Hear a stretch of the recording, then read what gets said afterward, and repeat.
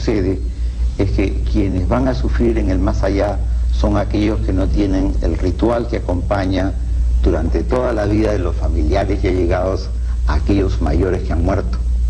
Es la falta de ritual que significa alimentación en el sentido simbólico y que en la práctica se da incluso con comida que se ofrece en los cementerios o en los nichos. Es eso lo que en última instancia da pesar a aquellos que nos han antecedido en el viaje. Por eso es que las almas, como dice Enkidu cuando responde a su amigo Gilgamesh que lo ha ido a visitar, dice: aquellos que no tienen quienes hagan sacrificios por sus almas están a la espera en los caminos de las obras que arrojen aquellos que han comido en sus casas, y esas almas están, hoy diríamos, en pena, hambrientas y enojadas. Esto es un pensamiento que se repite en el área andina también. Condenados son, entre otras cosas, aparte de los pecados en la tierra, quienes en el recuerdo de sus familiares no están presentes, aquellos a los que no se ha guardado su sepultura, aquellos a los que no se les recuerden sus cumpleaños, aquellos a los que no se les visita los lunes o los días de Todos los Santos. Yo vengo ahora en noviembre a hacer esta visita a Eten, donde hay una magnífica fiesta del 12 de noviembre, y es extraordinario el despliegue que se hace de recuerdo, de fervor sobre los que han fallecido. Es interesante, yo creo que todo se puede resumir en una de las frases más hermosas que dijo uno de los vecinos más antiguos, cuando le pregunté ¿dónde viven los muertos?, recordando una frase anterior, y me dijo: viven en el cementerio. Es interesante esta contraposición entre muerte y vida. Él no lo encontraba como contradictorio. En última instancia, la prolongación de la vida, entre comillas, de los muertos estaba en el recuerdo de los vivos. Entonces, habría, digamos, aquí de por medio un asunto relacionado con la gratitud, ¿no? Es un recuerdo agradecido, porque indudablemente, posiblemente la preocupación era por esta ingratitud prevaleciente, ¿no? Y que creo que ha sido una constante, ¿no? Tal vez el ritual favorezca, ¿no?, en una importante medida, ¿no?, esta ciclicidad, ¿no? Es decir, porque no se trata de recordar una vez, sino de hacer esto concordante con ciclos, por ejemplo, agrícolas, o con fiestas establecidas de tal o cual orden, ¿no? Depende, pues, Claro, el ritual es de recuerdo constante y de recuerdo de las fechas que eran importantes para el muerto. Por ejemplo, aunque parezca un contrasentido, una de las cosas más interesantes de esos recuerdos y esas conmemoraciones es que los cumpleaños del muerto se siguen celebrando, y entonces uno se ve con la extraña situación de ver acarrear las tortas de cumpleaños con las velas, los globos, las serpentinas, y que un grupo de músicos toque detrás de la familia que supuestamente está congojada, toque y cante el cumpleaños feliz. Entonces le cantan el cumpleaños feliz. Ahora, todo esto no solamente es agradecimiento, es el mismo tipo de reverencia que se tiene con las imágenes sagradas. Es decir, es un sentimiento de gratitud, de afecto, de respeto, pero al mismo tiempo es mucho temor, puesto que si no se cumple con la serie de reglas establecidas por las distintas comunidades con respecto a sus muertos, habrá la contraparte, y la contraparte es dura, es una venganza, una actitud sumamente agresiva. Es decir, las imágenes que en la mayoría de los textos cristianos derraman dulzura, perdón, etcétera, la concepción de ellas mismas y de los muertos no es así. En el caso andino y probablemente en el caso de otras sociedades en las cuales el pensamiento indígena ha reinterpretado la religión católica. Lo que existe además de eso es mucho temor de que si el ritual no se cumple, si las reglas no se siguen, los señores muertos o las imágenes no veneradas en su momento inmediatamente volverán a reclamar este ritual de manera sumamente agresiva, y habrán desgracias en la familia, habrán accidentes inexplicables, habrán enfermedades, habrán plagas en el pueblo, etc. Entonces todo conforma este sentimiento más bien de gran respeto, pero este respeto que involucra el sentimiento de amor y que involucra también el sentimiento de miedo, de temor. Pero, perdón, si le he entendido bien, el hecho de haber muerto una persona le confiere por ese solo hecho un carácter sacro, porque usted dice que habría que hacer una equivalencia, ¿no?, entre la imagen religiosa a la que se venera y a la que se le atribuyen ciertos poderes, y el que ha partido, ¿no? Así es. ¿Qué pasa con la persona que muere? La Iglesia Católica tiene una situación ambivalente acerca de este juicio final con respecto al recién muerto. El recién muerto no toma necesariamente en todos los casos el viaje al cielo o el castigo de sus culpas. En general el juicio final está colocado al fin de los tiempos, y durante ese periodo hay ese ancho espacio al que se llama purgatorio. Normalmente las ánimas benditas del purgatorio, y resalto ánimas benditas del purgatorio, ya están en una posición, en una situación en la cual pueden no solo interceder, sino pueden realizar acciones en favor o en contra de sus seres queridos. Y entonces en ese amplio espacio, que es así, es la casa grande de Dios, como la definen los norteños, por ejemplo, o también la misma información se puede recoger en el Cusco. En ese gran espacio están estos seres que ya han alcanzado el nivel de sobrenatural, y en esta condición de seres sobrenaturales, sus acciones son tan temidas o tan amadas como las que podrían ser santos, cristos y vírgenes. Hay, por supuesto, otro tipo de relación, puesto que son familiares, pero hay que recordar que en el mundo andino, como en muchas otras sociedades tradicionales, el culto a los antepasados o los ancestros es una situación permanente y de muy vieja data. Por eso habían los malquis y los munaos en la costa y en la sierra, ¿no? Esas enormes momias que los españoles vieron desfilar con horror, a las cuales se prestaba un respeto extraordinario, y que en el caso de los incas, para hablar de los gobernantes, tenían mayordomos, sirvientas, tierras en propiedad, y en el caso norteño, interesante, tenían pues unos entierros fastuosos que nosotros apenas hemos detectado con el haber descubierto la tumba del señor de Zipán.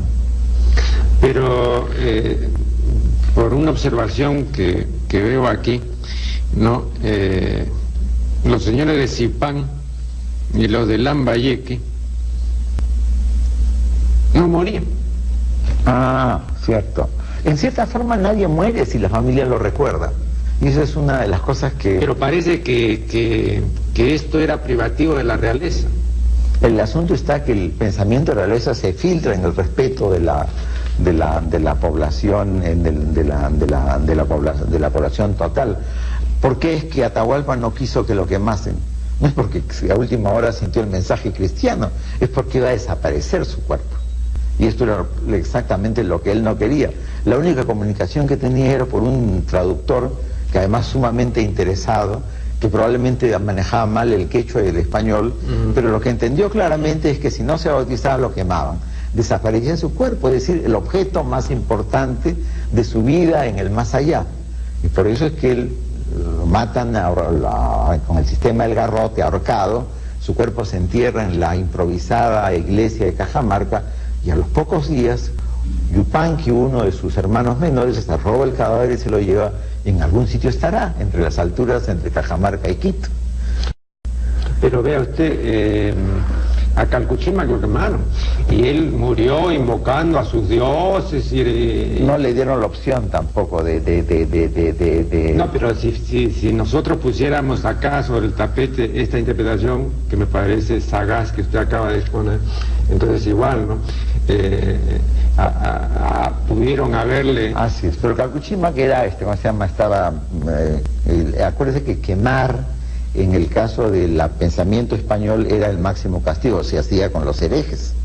Y ellos querían aplicarle eso porque había sido pues un enemigo ya directo declarado de los españoles. Con él no había opciones, a él había que quemarlo, no como a un hereje que además, si murió invocando a sus dioses, exactamente correspondía a lo que castigó después la Santa Inquisición. No, ¿sabe por qué le mencionaba esto? Porque esa muerte, ¿no? Esa muerte me atrae más que la otra, ¿no? Es decir, me parece una muerte mucho más consecuente, ¿no? Y ahí se corresponde, digamos, con la valentía, ¿no? Porque Kakushima, que era además un general que tenía un aliento bárbaro, ¿no? Hay una serie de pruebas que lo demuestran, ¿no? Claro que menos pragmática, ¿no? Si uno piensa en el destino final del previsto para una sociedad andina, el destino final en última instancia confunde los seres muertos con las semillas, dentro de una perspectiva más bien en la cual como se dice como se recoge el testimonio en la sociedad andina, la cabeza de un anciano arrugada y la cabeza de un bebé recién nacido son muy parecidas y en última instancia equivalen a ser semillas. En eso lo que estaba pensando probablemente Atahualpa era exactamente eso, que si lo quemaban no iba a ser finalmente una semilla después.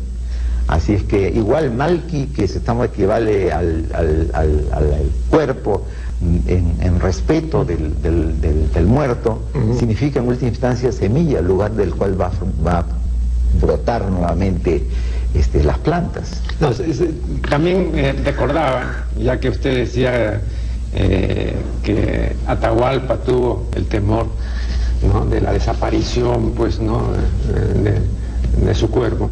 Estaba recordando algo que cuenta el escritor inglés y además un conocido comedor de opio, Quince, ¿no?, en sus confesiones. Él, cuando había regresado a Londres, fue a ver al farmacéutico, o como él dice, al droguero que le facilitaba el láudano, y no lo encontró. Y entonces, en la única explicación en la que quiso creer fue en la evaporación de ese droguero o farmacéutico. Dice, no, se ha evaporado. Y luego agrega este comentario, ¿no? Dice, bueno, pero hasta donde yo sé, esto de salir del mundo evaporándose era privilegio de la realeza, ¿no? Y ocurría mucho en el siglo XVII, pero era algo que estaba fuera del alcance de los boticarios, farmacéuticos y drogueros, ¿no?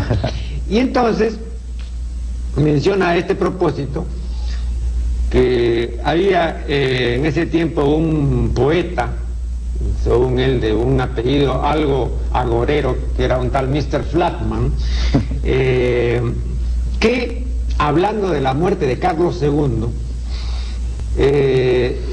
expresa abiertamente su sorpresa de que este personaje haya tenido la ocurrencia de morirse, porque dice que los reyes y los príncipes no deben morirse, porque morirse es una vulgaridad, es una ocurrencia vulgar.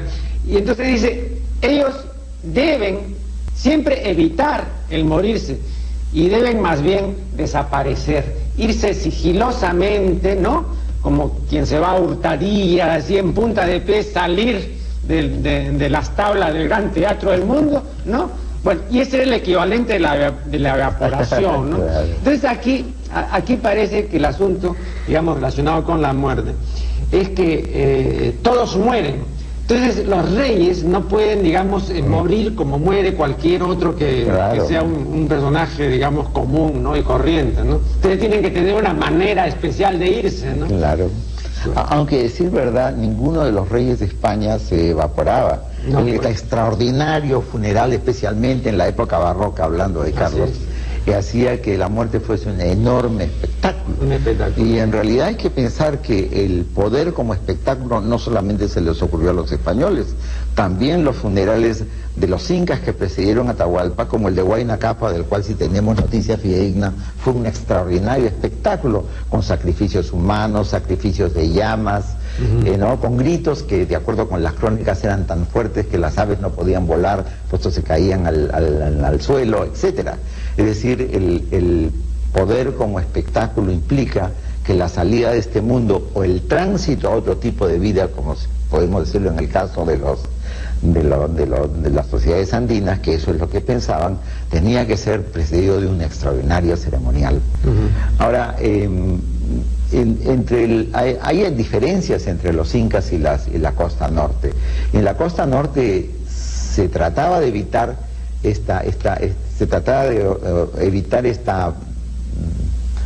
que esta muerte fuese parte del fin de un periodo. Entonces se le enterraban con su palacio.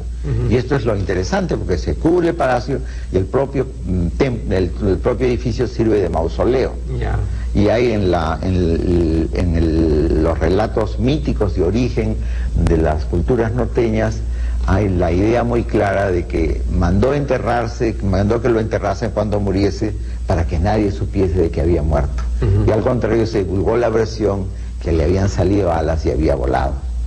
Y entonces hay también estas dos versiones. Por supuesto, en el extraordinario ceremonial, puesto que el poder es un espectáculo, y esto lo han entendido bien los barrocos y las culturas precolombinas, y al mismo tiempo la concepción que sigue. Si se atiene a la doctrina cristiana, hay esta devaluación del cuerpo, puesto que lo que sigue será el alma y se prepara para el juicio final.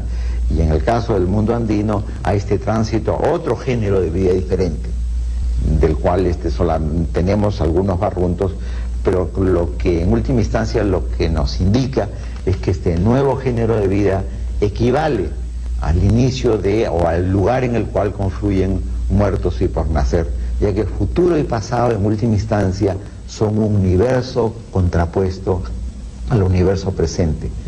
Entonces hay este equilibrio entre el universo actual en el que estamos nosotros ahora y en este universo en el cual están gérmenes y muertos juntos, y que por un acuerdo, maña y se dice en quechua, por un acuerdo conviven y no interfieren, o interfieren solamente en momentos críticos.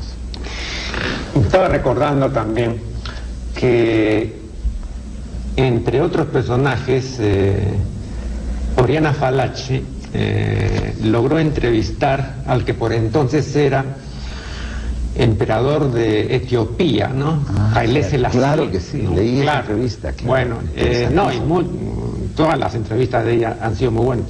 Bueno, y en un momento, le costaba mucho trabajo además entrevistar a su majestad, ¿no? Porque era prácticamente inaccesible, pero bueno, como una cosa muy especial le concedió la entrevista, aun cuando no le permitía hacerle preguntas, ¿no? Y en algún momento, ya cuando estaba, pues, digamos, bastante avanzada la entrevista, Oriana Fallaci le dice: Majestad, resumiendo un poco todo esto que venimos hablando, vea, usted es la encarnación de Etiopía, ¿no? La personificación. Etiopía es usted. Claro. No, Etiopía es usted es el hombre, ¿no? Claro. Pero yo digo, Majestad, ¿y qué ocurrirá cuando usted ya no esté? Y entonces dice el emperador, realmente se mostró desconcertado y le dije: cuando yo no esté, no entiendo. Bueno, es que tiene que llegar un momento, Majestad, en que usted pues ya no esté con nosotros, que no esté con usted. No, bueno, entonces no sabía pues cómo ser más explícita ella. Entonces le dice: Majestad, para hablar claramente, y tendrá que llegar un momento en que usted se muera, pues, ¿no? Y dice que el hombre, sí, completamente se desconcertó y reaccionó violentamente. Hasta aquí llegó la entrevista y le dijo: fuera, y mandó a que vengan sus guardias y la sacaron. Completamente se desconcertó y reaccionó violentamente. Hasta aquí llegó la entrevista y le dijo fuera, y mandó a que vengan sus guardias y la sacaron, ¿no? Después ella explica de que lógicamente fue una imprudencia, ¿no es cierto?, haberle preguntado eso. Porque en la mentalidad de él, claro, él no podía tener el mismo régimen que tenía pues el resto de todos los súbditos, o sea, no podía morirse, pues, ¿no? Sí. Claro, entonces ella no había entendido eso. Él tenía un estatus completamente diferente, entonces ¿cómo le va a decir? Pues cuando usted ya no esté, pues no, eso se puede preguntar pues a un hombre de la calle, pero no pues, no, claro. Entonces, traigo esto a colación porque quiero exponer lo siguiente para que usted me dé una opinión al respecto. Ve usted, hay un hecho particularmente notable y notorio en la civilización occidental y cristiana, y es el siguiente, ¿no? Esta civilización ensalza la violencia, ¿no? Se entusiasma con la destrucción, ¿no? Favorece todo lo cruento, ¿no? Practica la hematolatría, ¿no? En fin, todo lo que sea barbarie es un espectáculo aquí, ¿no? Entonces, en ese sentido, ¿no? Para usar términos que son gratos a los psicoanalistas, esta es una civilización tanática y protanática y como diría Fromm, necrófila, ¿no? O sea, le gusta, ¿no? Todo lo que sea muerte y lo que sean muertos, ¿no? Bien, pero sin embargo, esta misma civilización ha declarado tabú el tema de la muerte. No el tema de la muerte en general, sino el tema de mi muerte, el tema de la muerte de cada uno de nosotros, el tema de la muerte de millones, de Neri y de Juan Pérez. Entonces, eso sí, no sé. Yo puedo hablar de la muerte del otro, puedo ver cómo matan a los otros, ¿no? Y me voy incluso a solazar. Pero hay un problema con respecto al enfrentamiento de nuestra propia desaparición, nuestro propio cese, ¿no? Por eso le decía, ¿no? Por eso traje a colación esto del emperador de Etiopía, ¿no? Igual, él no podía concebir, ¿no? que estuviera sujeto al régimen normal a que están sujetos los seres vivientes, pues, ¿no? Claro, hay un ciclo y concluye el ciclo y uno se muere. Bueno, ¿cómo explica usted esta contradicción? O sea, por una parte, ¿no? La gente goza, se solaza con la destrucción, la muerte, la violencia, toda la barbarie, ¿no? Y por otra parte, se muere de miedo frente a la posibilidad de morirse. Claro, hay una salida, ¿no? Y una salida que yo voy a recordar otra entrevista de Diana Falaci, la que le hizo a Muammar Gaddafi, que es muy interesante porque ella empieza la entrevista y Gaddafi responde ante cualquier pregunta: I am the gospel, soy la palabra del Señor. Dice, cuando iban ya 5 minutos, 7 minutos, y el Señor no cesaba de decir eso, ella dio un golpe en la mesa y dijo, ¡basta! Y sorprendentemente se cayó. Sí. Y entonces esto fue, claro, después ella dijo, acá me fusilan porque el Señor no es exactamente de los más contemplativos.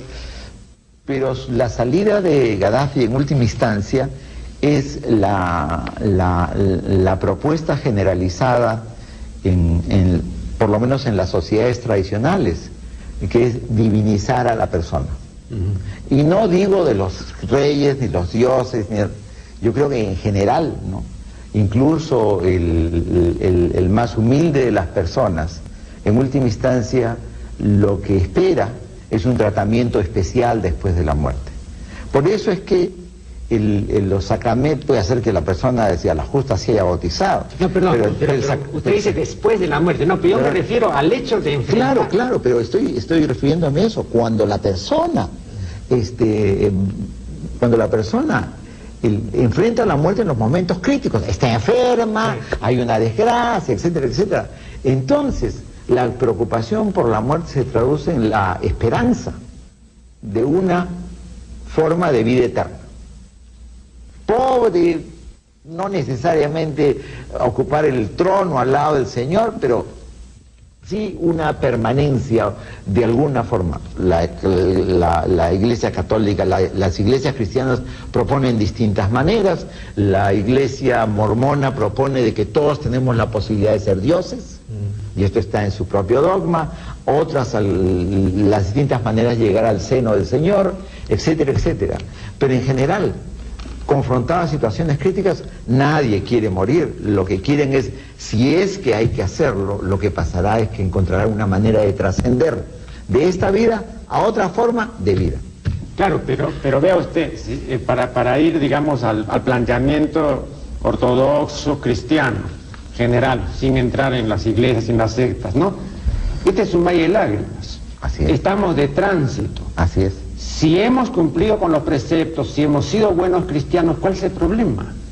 Entonces, si no hemos sido buenos cristianos, si no hemos cumplido con los preceptos, si hemos desconocido el sermón de la montaña, etcétera, entonces tendremos temor, ¿no es cierto?, que en el juicio nos vaya mal y que en lugar de ir al cielo, pues vayamos, ¿no?, al inframundo. Perfecto. Muy bien, pero entonces este cristianismo de Occidente, y el Papa lo ha dicho, y me parece que ha sido una expresión muy dura, fue, si no me equivoco, en su último viaje, en la última visita que realizó a los Estados Unidos, y también creo que algo de esto dice en su carta a las familias, ¿no? Refiriéndose a Occidente, dice: debo manifestarles con pesar que es el antitestimonio del cristianismo. Ahora, eso dicho por la cabeza visible me parece muy fuerte, ¿no? Claro, pero si es el antitestimonio, entonces esta civilización no ha sido tampoco y no ha sabido ser cristiano.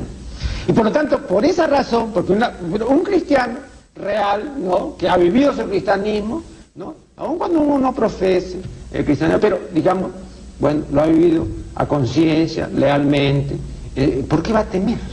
Lo que sucede es que en realidad la posibilidad de cometer el número suficiente o la calidad suficiente de pecados es enorme. Veniales o mortales, o suma de mortales y veniales, es extraordinaria. Por eso es que incluso el más convencido de los cristianos en situaciones críticas exige el último perdón de los pecados. Y mucho más antiguamente, y voy a recordar, ya que recordé la muerte de Atahualpa, hay que recordar la de Pizarro. Si uno lee el testamento de Pizarro, es extraordinariamente detallado. Un arreglo con la iglesia de Trujillo, que 6 u 8 pajes salgan todos los aniversarios de su muerte y se les pague el doble, no sé, algo así como de 100 misas al año, que enterrado en un sitio específico con todos los honores. Claro, tuvo la misma suerte que Atahualpa finalmente, porque murió, ¿cómo se llama?, a punta de estocadas tratando de defenderse, y finalmente, si no es por su criado y pariente Barragán, los negros que eran esclavos de Juan de Rada hubiesen descuartizado el cadáver. Juan de Barragán tuvo que irse a arrodillar donde Almagro el Mozo para que le permitiesen ponerle el hábito de Santiago y enterrarlo. O sea, ningún honor. Pero como estaba prevista su muerte, era el reconocimiento de que, por supuesto, tenía que ponerse a salvaguarda de la enorme cantidad de pecados, pensados o no pensados, que él había cometido en su vida, y que finalmente con misas, como se pensaba en esos momentos. Por eso es el movimiento protestante, ¿no? Es la simonía de la que acusan a los católicos. Misas, donaciones a la iglesia, desfile de sacerdotes a los cuales se les pagaba, sacristanes, etcétera, etcétera, con ese enorme donativo a la iglesia, con esa enorme cantidad de misas. La confesión, que por supuesto no alcanzó porque solamente hizo una cruz con su sangre, la besó diciendo Cristo, etcétera. Toda esa enorme compensación, él podía a su vez paliar el número de pecados veniales, mortales, etcétera, que habría cometido en su vida, aún suponiendo que moriría después tranquilo en su cama y con una larga confesión. Usted sabe que los egipcios no tenían una confesión que me parece muy buena.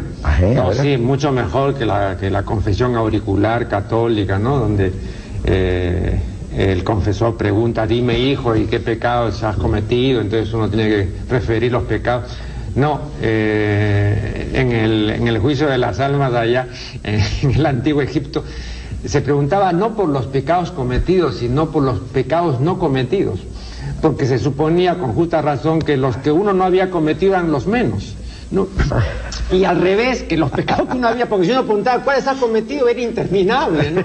Uy, imagínese usted. Entonces dime, a ver, dime cuáles son los que no has cometido, pues no, para ver, para abreviar. Ya no he cometido 4, 5, ya muy bien. ¿No? Bueno, me parece muy sabio. Sí, bueno, los indígenas durante la colonia tenían un sistema muy divertido, porque entonces iba uno a confesarse y llevaba su quipu para recordar sus pecados.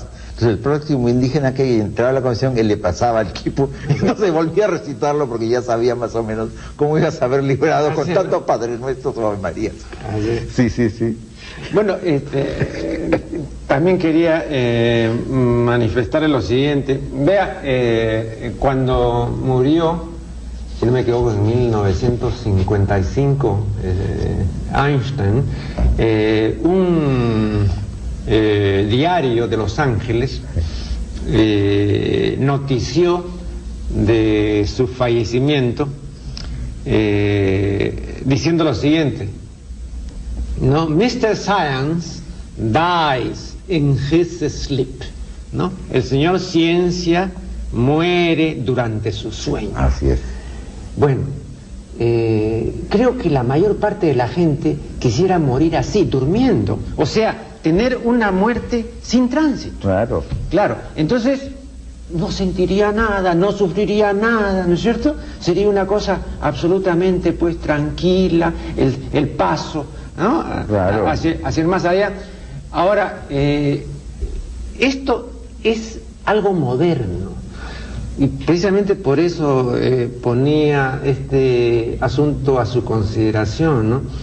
Porque, por ejemplo, hay un texto de un maestro toledano, el maestro Alejo de Venegas, un texto del siglo XVI, ¿no?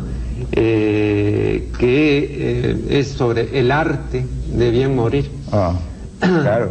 ¿Y qué cosa dice el maestro Venegas, no? Que una de las cosas que él más teme es que el moribundo, ¿no? se muera, digamos, no durmiendo, sino dormido, ¿no? Eso para él es la posibilidad más detestable, ¿no? Entonces recomienda que al que está ya próximo al acabamiento, ¿no? Se le frote, pues, en las narices con pimienta ruda, que se le pase sal, que se le dé, pues, por la boca euforbio, otro ciscado, en fin, ¿no? Para que no se duerma.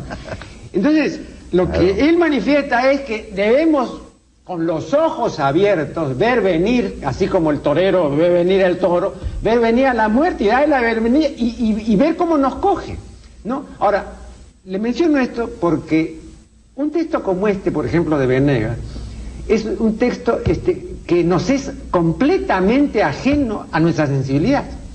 No, esto de morir con los ojos abiertos viene, no, como citando a la muerte, ¿no? Esto es ajeno a la sensibilidad. Aquí la gente quiere morir tranquilamente, plácidamente, ¿no? ¿Cuántas veces se dice, oye, terminó de almorzar, se fue a echar su siesta y ni más, se quedó para siempre? Ay, qué bien, hijo, ¿no? Entonces la gente encomia un acabamiento de esa naturaleza. Pero, ¿por qué es moderno esto? Porque antiguamente, por ejemplo, este era el sentir, ¿no es cierto? ¿No? Esto era lo propio en siglos idos. Y esta sensiblería, como decía Ortega y Gasset, respecto al morir, es moderna. Yo también creo que es moderna. Antes, vea usted, para no ir muy lejos, aquí, ¿no es cierto?, se fotografiaban los muertos, se les arreglaba muy bien y todo, ¿no? Y era una cosa normal, no había ese espanto ni ese temor reverencial. Sin embargo, hay el patrón de la buena muerte, y es San José, que es el patrón de la buena muerte, y el Cristo de la buena muerte es una imagen que recorre muchas partes del Perú. Entonces, yo creo que hay que distinguir la muerte en reposo, en descanso, ¿no? Ese tránsito sin consecuencias, etcétera, se ha pensado después de arreglar sus asuntos con el notario y con Dios. No se trata de eludir eso. Entonces, después de eso ya el tránsito tranquilo. Entonces, esa es yo creo que porque eso es una necesidad básica. Pues yo no creo que por el volumen de textos españoles previos a la conquista y post-conquista con los cuales hemos trabajado, yo no creo que el cristiano de aquel tiempo asumiese la condición de enfrentar a la muerte si es que no había arreglado estos asuntos. Por eso es que existían tantas versiones de testamentos hechas y que estaban perfectamente preparadas en época en la cual, y él dice, en plenas facultades, etcétera, se habían hecho testamentos previos al momento mismo en el cual después asumía su enfrentamiento con el sacerdote que lo preparaba para con Dios. Claro. Ahora, la sensiblería moderna, yo creo que evidentemente hay muchos cambios en última instancia. Vemos en el mismos tipos de cementerios, ¿no? Es interesante, ¿no? La divulgación ahora de estos, entre comillas, remansos de paz, etcétera. Muy copiado de Estados Unidos, dicho sea de paso, donde hay cementerios hasta los pets, hasta los animales, ¿no? Que me parece increíble, pero en fin. Entonces, pero la percepción de la muerte va cambiando. Y hay que observar, ¿no? Del extraordinario mausoleo espectacular de fines del barroco a las tumbas en las cuales la diferencia del túmulo con la naturaleza se hacen cada vez más imperceptibles, aunque el espacio tomado sea más grande y establezca las diferencias, etcétera. El hecho de avientarse con respecto al nicho, ¿no? Otra percepción, ¿no? Entonces, lo que creo es que hay y esto es bien interesante y habría que estudiarlo, hay una distinta manera de percibir la muerte que se expresa no solamente en los testamentos y la visión con respecto a la presencia o no presencia del sacerdote, sino que se expresa incluso en los receptáculos de muertos. Tanto es así, es extraordinaria la divulgación de los crematorios. En Lima están construyendo más. Pero ahora. Pero yo recuerdo que hace 15 años, por ejemplo, era un trámite tan engorroso, era un trámite además que demoraba tantos días, que muy poca gente lo hacía. Pero ya no lo es. No, ya no lo es, claro. Ya. O sea, hay un cambio de sensibilidad frente a eso. Eso tiene que ser, por ejemplo, la permanencia del cuerpo. No, pero yo creo que ese cambio de sensibilidad también se debe a un hecho concreto que es el negocio de la muerte. Ahora morirse cuesta mucho. Entonces usted no puede en un momento, en una eventualidad, pues enterrar pues a un familiar. ¿Por qué? Porque va pues a cualquier funeraria y un entierro así muy modesto son 2.000 soles ahora. Sí. ¿No? Ahora el crematorio no es más barato, ¿ah? Bueno, pero hay de todos los precios. Es más cómodo. Pero hay de todos los precios. Hay más, pero es más cómodo. Si uno va y pide precios depende del tipo de empresa. Sí, hay todos los precios. Sí. Yo no sé exactamente cómo es lo que gradúan, pero yo creo que el precio no tiene que hacer tanto con el modo de entierro como que la percepción que tiene la empresa de su clientela. Y además se ha vuelto extraordinariamente detallada. Un amigo mío quien trabaja en esos negocios me hablaba del estudio de marketing. Es decir, cada uno de nosotros figura ya en alguna de sus computadoras en los cuales número de años posibles, etcétera, tiempo de aproximarse a la familia. Sí, evidentemente es un extraordinario negocio. Bueno, sí. Sí, eso sí, digamos, es cierto, porque cuando comenzó este programa hace algunos meses, recibí una comunicación de los Jardines de la Paz y querían conversar conmigo y todo, no, ya me veían catalogable, ya, pues, no, más o menos calculando, todavía estará pues así en acción unos años, pero de repente ya se despide, y ahora hay que arregle, pues, ¿no? Bueno, eso es lo que usted dice, pues, ¿no? Claro. Pero, de todas maneras, el morir genera eufemismos, ¿no? Genera, digamos, rodeos. No sé si usted sabe que antes, no sé si ahora, pero antes en Colombia había una manera muy eufemística de dar la noticia de un fallecimiento en los diarios, ¿no? Se decía: ayer el señor Coriolano Pérez se quedó indiferente, ¿no? ¡Ah, qué maravilla! ¡Qué maravilla! Imagínate, una forma muy, ¿no? Muy bueno, elegante de decir, pues, que bueno. Y en otros sitios, bueno, raspar, por ejemplo, también es morir, claro, o palmarla, en fin, claro, hay una cantidad enorme. Time Magazine pone transitions. Sí, claro. Es una manera, es otro eufemismo extraordinario, ¿no? Sí, claro. Estamos hablando de una revista internacional. Claro. Y no se le puede poner muertes, no se puede poner, no, nada, transitions. Claro. Pero, repito, ¿no?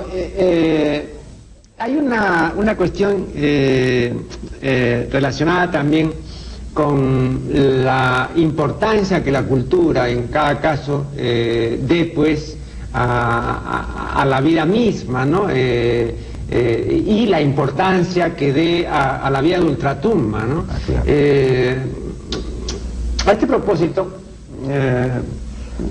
yo recuerdo, y esto lo mencionaba hace unos programas, se lo mencionaba al doctor Ramón León. Yo recuerdo que el filósofo Schopenhauer decía que hay gente que con morirse no pierde nada, y el mundo tampoco. Y Nietzsche decía que en el mundo hay demasiada gente superflua, decía Nietzsche, ¿no? Es decir, demasiada gente que está de más, y que francamente si se van no perdemos tampoco nada, ¿no? Entonces también hay una actitud, sobre todo cuando se trata, digamos, de muertes, ¿no? Geográficamente distantes, que no nos afectan, ¿no? Entonces parece que este interés y todo esto no va más allá de la cultura, ¿no? O a veces puede exacerbarse por un fenómeno simplemente circunstancial. Yo recuerdo que cuando se enviaban las primeras aeronaves al espacio, ¿no? Y cuando se envió, digamos, al primer astronauta, etcétera, ¿no? En una de esas aventuras hubo el peligro, ¿no? En pleno vuelo, de que la nave estallara o algo así, ¿no?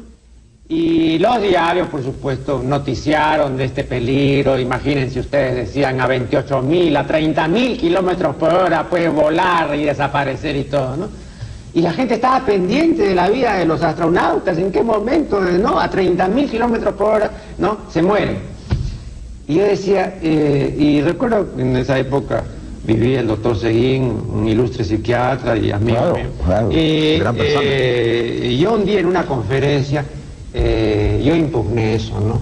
Yo le dije, ¿y qué importancia tiene que se mueva un astronauta a 30.000 kilómetros por hora? La importancia es que es singular morirse, así nomás nadie se muere a 30.000 kilómetros por hora pues en el espacio sideral, pero todos los días se mueren aquí en los pueblos jóvenes, en las barriadas y en todas partes, ¿no? A cada rato se muere gente. Acá acabo de escuchar, por accidente de tránsitos, todos los días aquí en Lima se mueren 5 personas, así, y al año se mueren 1.500.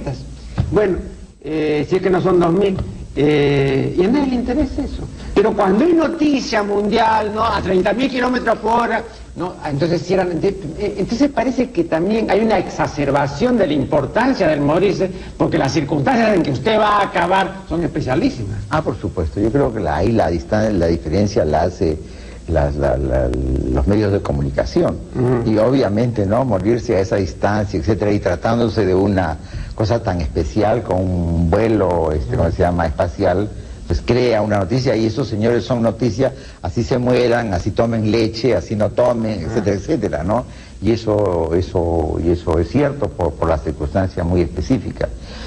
Pero claro, también, perdón, pero también es una de las maldiciones de estar pues interconectados, ¿no? De esta globalización. No podemos evitarla. Porque ya también en la aldea, pues, ¿no es cierto? Como en la aldea, como en el callejón, ¿no es cierto? Sí. Cualquier cosa ya se conoce. Inmediatamente, ¿no? Inmediatamente. Claro, Si estamos hablando de Nietzsche y de Schopenhauer, estamos hablando de dos personas que tienen una particular visión de la muerte y no necesariamente tienen un especial sentido de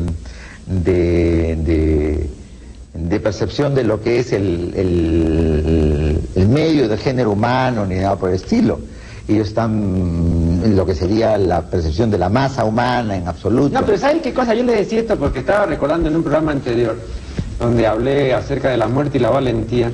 Por ejemplo, cuando van a ejecutar a Gonzalo Pizarro, ¿no? Y si no me equivoco, el verdugo era Juan Enríquez, me parece, el mismo que mató a Carvajal. Y entonces le quiso poner una venda, ¿no? Y le dijo, hermano, no, prescinde de eso, porque yo estoy acostumbrado a ver tanta muerte, claro. No, de modo que no me vengas a mí a poner nada, pues hijo, yo la sé enfrentar de frente, ¿no? Me pareció un gesto viril, ¿eh? Me pareció algo... Bueno, hay en eso pues la manera de enfrentar la muerte implica, digamos, en última instancia, como un resumen total de la vida, y eso es una realidad. Cuando cualquiera de los paradigmas con los cuales se mueve el mundo occidental lo pone frente a situación crítica, recordemos la Ilíada y la Odisea, puesto en situación crítica, son sus muertes tan importantes como sus nacimientos. Así es. Y es interesantísimo como mueren todos los héroes que acompañan a Agamenón en la Ilíada, todos los héroes como que acompañan a Ulises en la Odisea. Y cómo, y esto es lo importante, cómo es que después, y esto lo hace mucho más rico, cómo es que después se encuentra con ellos cuando visita el Hades, y cómo ellos que han muerto reaccionan después de haber muerto frente a lo que sería la vida o la muerte. Yo creo que el episodio más interesante de esos es justamente uno de los héroes, pensando en la referencia a los héroes. Aquiles lo encuentra, acude cuando Odiseo o Ulises hace el sacrificio de un buey, coloca la sangre en un hoyo, acuden las almas para comer sobre el sacrificio y acude Aquiles. Entonces Ulises, a un hombre que ha enfrentado la muerte muchas veces como es Aquiles, le dice, ¿y cómo es ser rey en este mundo de los muertos? Entonces le dice, preferiría ser pastor en el mundo de los vivos. Claro. Aún el más valiente de los hombres. Claro. En la medición que existe entre uno y otro en ese mundo y el submundo. Hubiese preferido no ser héroe, sino ser un pastor.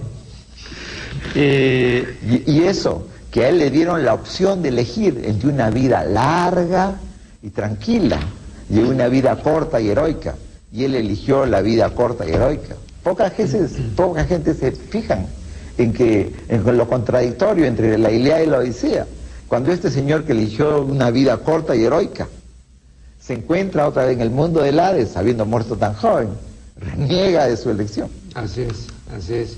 Aquí en el libro hay un estudio interesante de Juan José García Miranda acerca de los presagios, ¿no? En la cosmovisión andina de la muerte. Claro.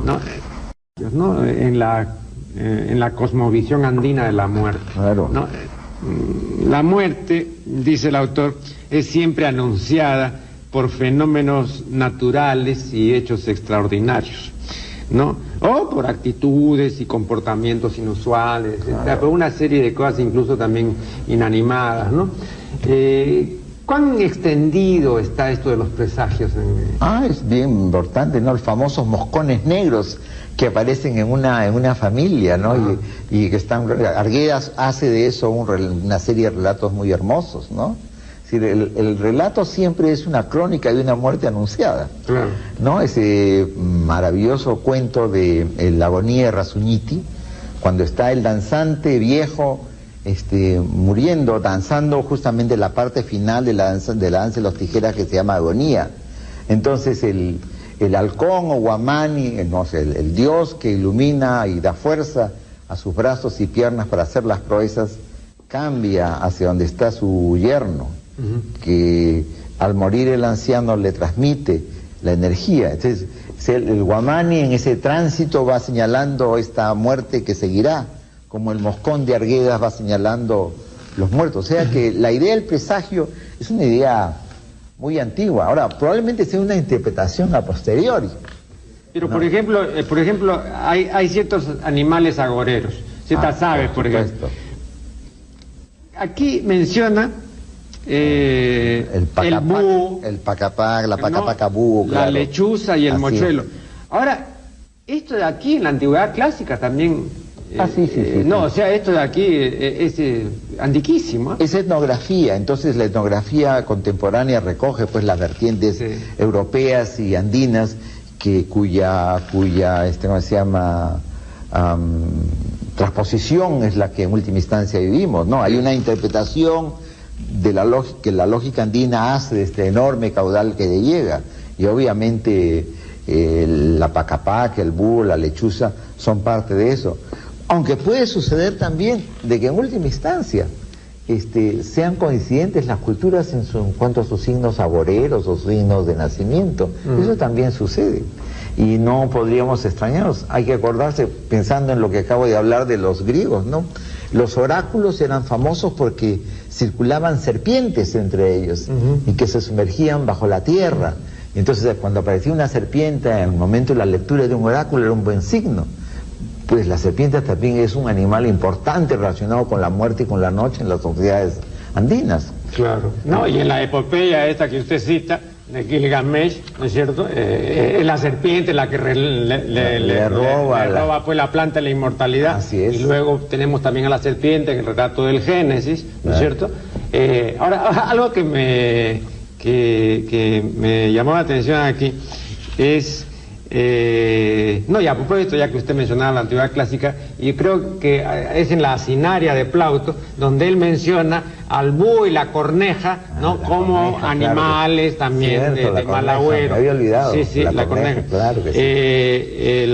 Pero acá, en alguna parte he visto que en una pachamanca, por ejemplo, cuando se destapa la pachamanca y hay alimentos que no han estado convenientemente cocidos, o que no han terminado de cocinarse, eso se considera un mal presagio.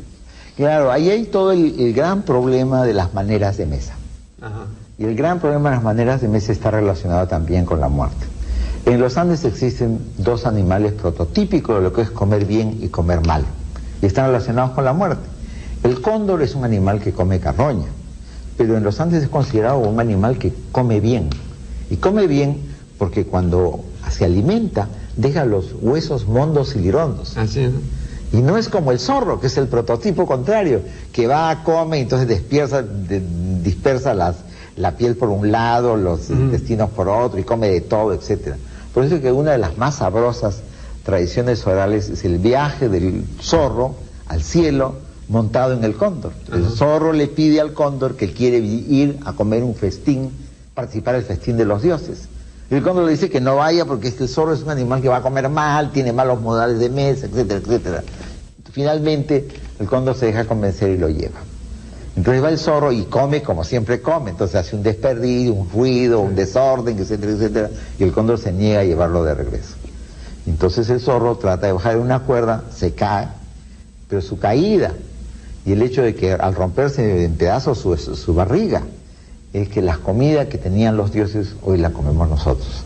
Entonces los restos de las frutas, el maíz, las semillas se dispersaron por la tierra. Entonces es curioso, alimento y muerte siempre están vinculados.